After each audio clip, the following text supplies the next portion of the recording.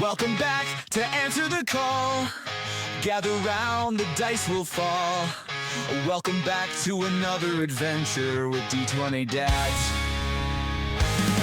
So crack a beer and enjoy the antics. Grab a sword and your favorite brew. The quest begins with me and you, D20 Dads.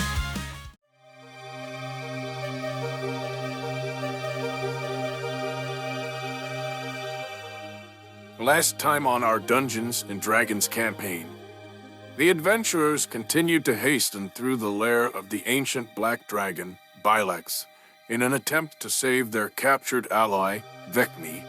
After having avoided the lizard folk guarding the underwater entrance into the lair, the party found themselves in a cavernous room with a four-way split. Soren surveyed the area and decided to take the right-most exit, which led to another underwater tunnel. Barrick, who was previously polymorphed into an orca, shimmied himself through the brown, mucky ground of the cavern, then plopped into the tunnel.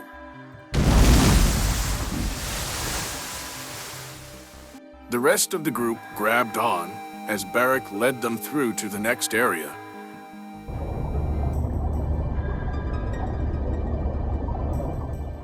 This tunnel of water was highly acidic and burned everyone's skin. At the other end of the tunnel, Orca Barrick popped his head out and observed another cavernous room with the entrance to an additional water tunnel on the other side. The room was filled with old statues, some covered in cloth, and two pedestals. Orca Barrick, with Soren, Freyla, and Ethelred on his fins, attempted to free Willy himself from the first tunnel to the second. He exploded out of the water tunnel with tremendous force, majestically soaring through the air towards the second tunnel. Unfortunately, Barrick failed to make it all the way through, and Belly flopped in the center of the room before sliding to a stop in between two statues. Soren casted mold earth to make the ground of the cavern marble smooth. Then Soren used telekinesis to push Barrick the rest of the way into the next water tunnel.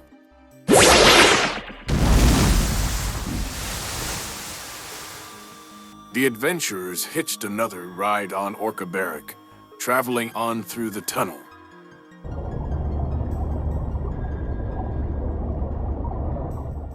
At the end, Barrick attempted to stealthily raise his large orca head out of the water to peer into the next room. As Barrick slowly crept towards the shimmering ceiling of water, he accidentally began a subtle boost of speed. His head bursted out of the water, causing an explosion of water to rain into the room. More water shot out of his blowhole with great force. Barrick and the rest of the party observed two kobolds, who looked like bipedal alligators, and three lizard folk, who appeared to be conversing in the room. When Barrick erupted out of the water tunnel, all five creatures' heads snapped around to see what the commotion was. The adventurers also saw a well-designed painting of what looked like a snake pit in the center of the room. There appeared to be another water tunnel entrance on the far side of the room. Barrick submerged himself back into his water tunnel. He prepared himself for another leap, planning to jump over the five creatures into the next tunnel.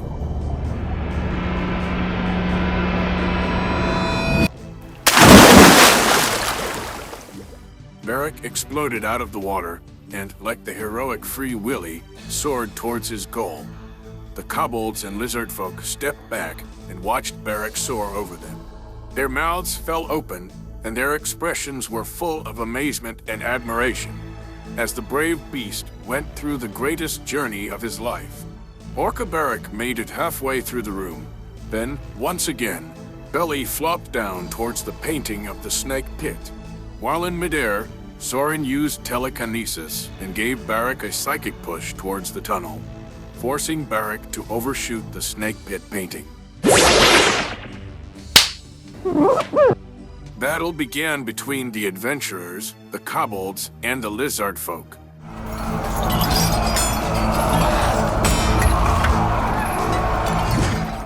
The party was surprised with the overwhelming strength of the two kobolds. One of the kobolds relentlessly attacked Orca Beric, springing the other adventurers into action to try and protect him. Soren used his telekinesis to push Orca Beric towards the next water tunnel. The three lizard folk fired harpoons at the fleeing whale, lodging 3 of the projectiles into his thick skin.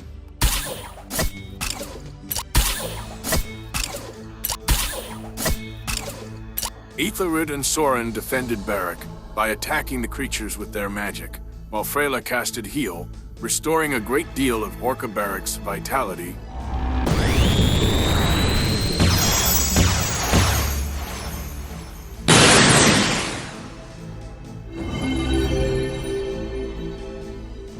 The adventurers, kobolds, and lizard folk continued to fight over the Orca until Soren, once again, telekinetically shoved Beric the rest of the way into the next water tunnel.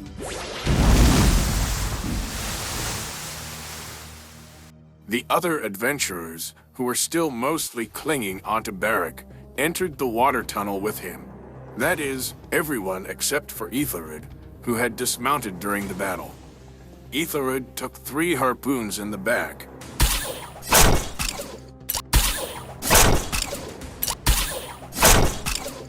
As he sprinted towards his Orca ally, he leapt into the water tunnel and grabbed onto Beric for dear life. The creatures continued to fire harpoons as Beric attempted to dive down into the tunnel.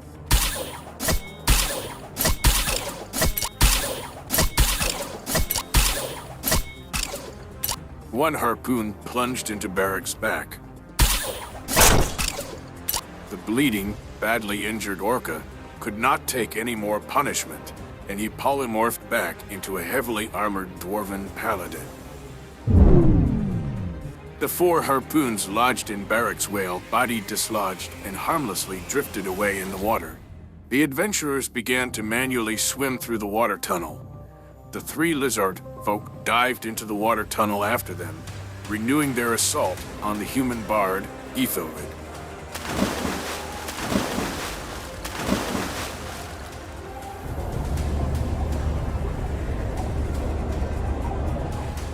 The lizard folk slammed and bludgeoned Ethelred into the walls of the tunnel. One of the lizard folk stayed with Ethelred to engage with him, while another darted through the water towards Soren. The adventurers continued to swim through the tunnel, with the lizard folk pursuing them and on their heels. Beric reached the end of the water tunnel and slowly raised his head to peek into the next room. Beric observed a mud-coated rotting tree trunk. The trunk appeared to be blocking the way across, where there was a fork in the cavern. At the end of each fork were separate water tunnel entrances, and in between the fork was a spiral staircase going up. Beric believed the staircase looked out of place in these caverns of water tunnels. Both sets appeared to have been created by gargantuan beasts. Beric examined the area and found 2 distinctly different, separate pairs of tracks going in both directions. Beric exited the water tunnel and determined the tracks on the left belonged to Bilex. Back in the previous water tunnel, Soren flipped the bird to the lizard folk pursuing him and telekinetically shoved himself further down the tunnel. Then swam to the exit and pulled himself up. Soren then polymorphed Ethelred into a giant crocodile.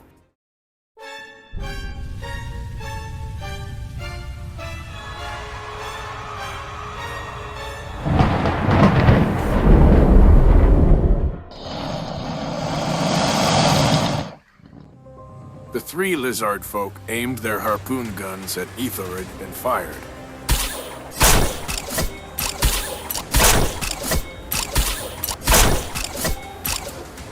Half the harpoons ricocheted off Ethelred's scales, but 3 of the projectiles lodged deep into his torso. Giant crocodile Ethelred swam swiftly to the tunnel exit and burst out of the water, startling Beric.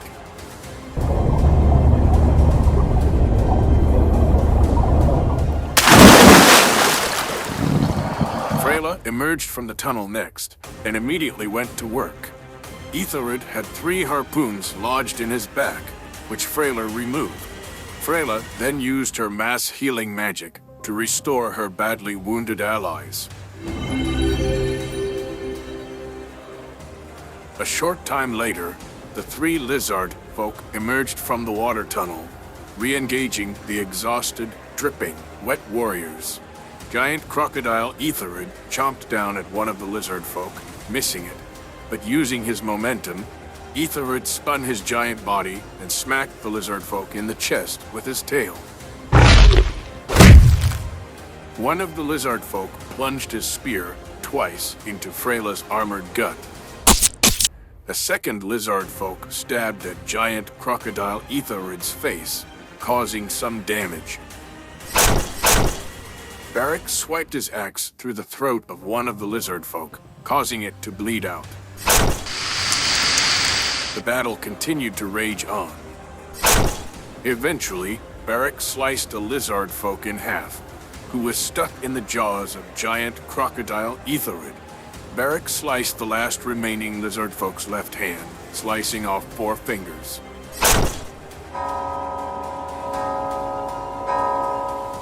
Soren followed up with a toll the dead cantrip, killing the beast, its corpse left floating in the water tunnel exit. With the pursuing lizard folk all defeated, the adventurers immediately resumed their pursuit of Bilex and Vekni. The group went left at the fork and entered the next water tunnel. Soren, riding atop giant crocodile Ethelred, led the way. He felt a light vibration as his pink cloak alerted him to danger.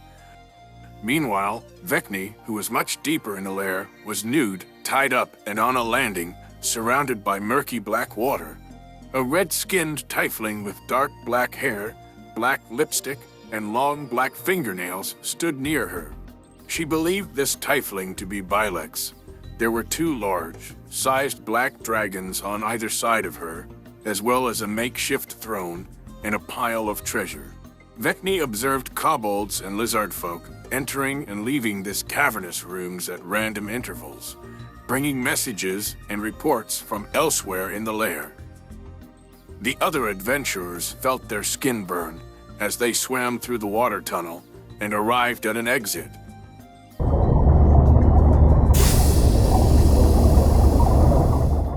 At the end of the tunnel, Ethelred sneakily raised his gigantic crocodile head out of the water and observed a large circular room with another water tunnel on the far side. He saw 8 humanoid-shaped tangles of green vines, which were standing still like mannequins. On closer inspection, Ethelred could determine the beings were alive. In the far left corner of the room stood a kobold with iridescent, magnificent wings. This kobold appeared regal and powerful. Ethelred observed a discolored paver halfway through the room as well, which struck him as odd. Soren used his psychic power and telekinetic shoved Ethelred out of the water tunnel and into the cavern, which the kobold immediately noticed. Freyla, who was riding atop Ethelred's crocodile form alongside Soren and Beric, launched a firebolt at the winged kobold, which slammed harmlessly into the cave wall behind it.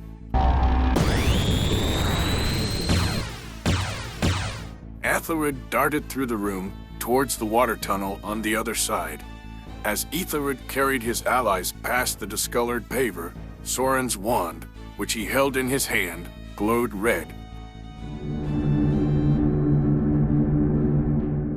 An invisible force prevented Soren from continuing with Ethelred and the others, throwing Soren off his mount and separating him from his allies.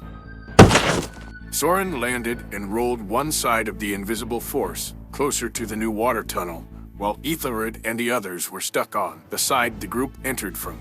Beric attacked the discolored paver, scratching away mud and grime, revealing a glowing glyph. The winged kobold, who was trapped with Soren on the other side of the invisible wall, exhaled a cone of acidic magical energy. Soren resisted some of the acid magic, but still suffered considerable damage.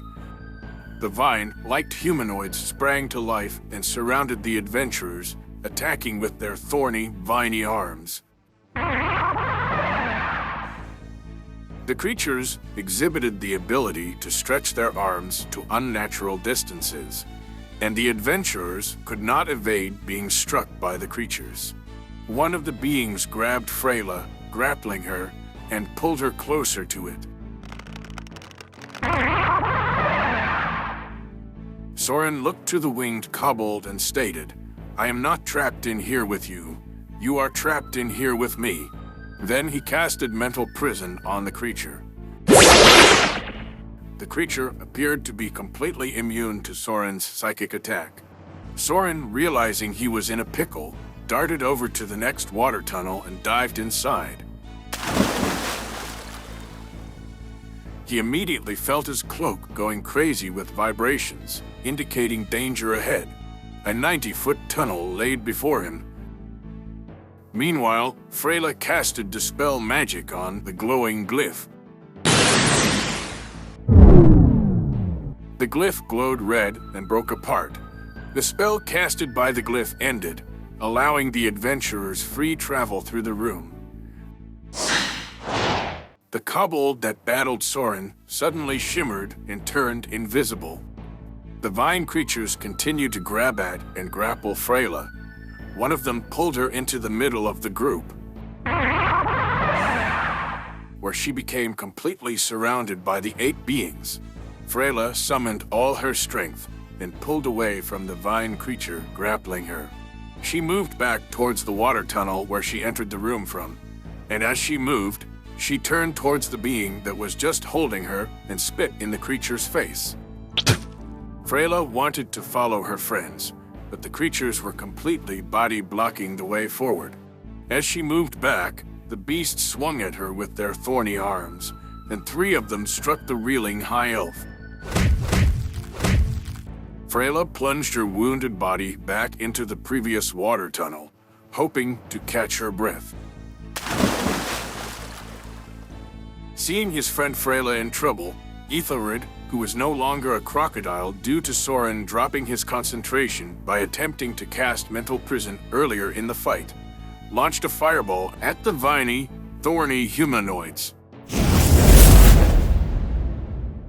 His spell exploded, and flames engulfed the beasts, lighting them afire. Ethelred dived into the water tunnel, following Soren. A moment later, Ethelred heard a loud splash and saw a body-sized wave of water push down in the area. He then felt a shockwave brush past him. He immediately realized the invisible winged kobold must have entered the water tunnel. Soren struggled to swim through the long tunnel, while an injured Freyla in the previous tunnel attempted to gather herself. Soren, Ethelred, and Beric continued to swim towards the exit of the water tunnel, but the invisible force Ethelred felt earlier kept pace with him the whole time. Soren reached the end of the water tunnel first. His pink cloak vibrated violently as he made it to his destination. He lifted his head out of the water and observed he was in an enormous cavern, much larger than any room the adventurers had seen in this dungeon as of yet. He noticed the ceiling was over 100 feet high, and a gargantuan hole in the ceiling led out into the night sky. The majority of this cavern was filled with water, black and opaque, but there were several landings as well. He saw 2 dead-looking kobolds and 2 lizard folk wearing tattered robes standing on the smaller landings. A larger landing stood out as quite curious and much different than the others. Heaps of gold pieces and 5 ornately decorated chests were in the back of the landing. The chests were laying on top of and partially submerged in the gold pieces.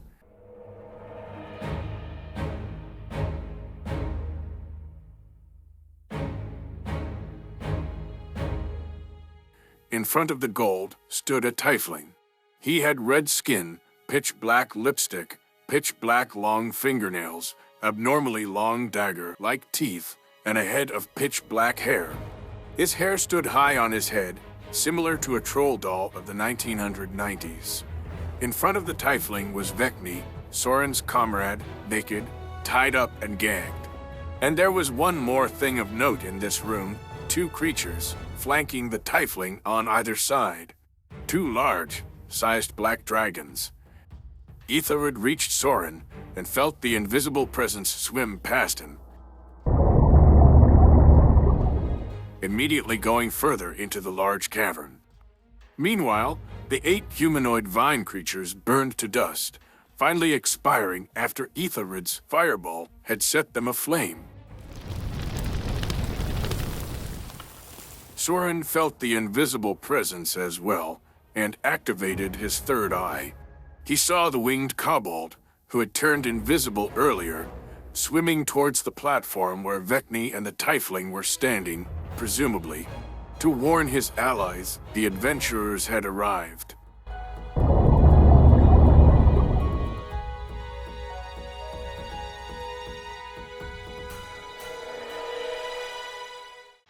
Welcome back to answer the call. Gather round, the dice will fall. Welcome back to another adventure with D20 Dads. So crack a beer and enjoy the antics. Grab a sword and your favorite brew. The quest begins with